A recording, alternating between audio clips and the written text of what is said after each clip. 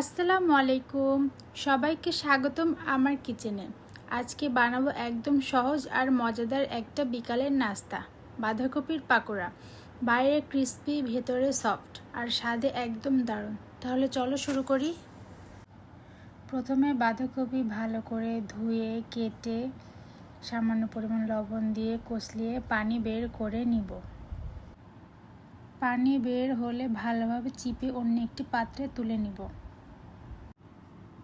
এরপর half cup পেঁয়াজ কুচি, 1/3 কাপ বেসন, 1/4 কাপ চালের গুঁড়ো,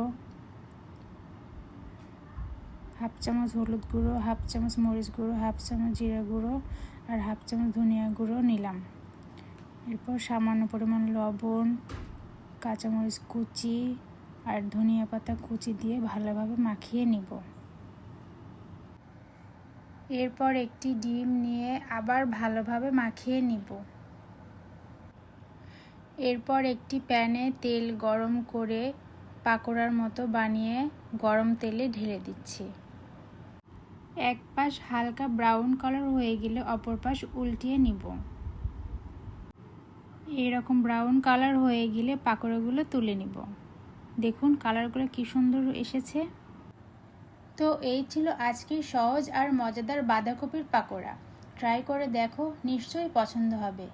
দেখা হবে পরের রান্নার ভিডিওতে। ততদিন পর্যন্ত সবাই ভালো থেকো, সুস্থ থেকো। আল্লাহ হাফেজ।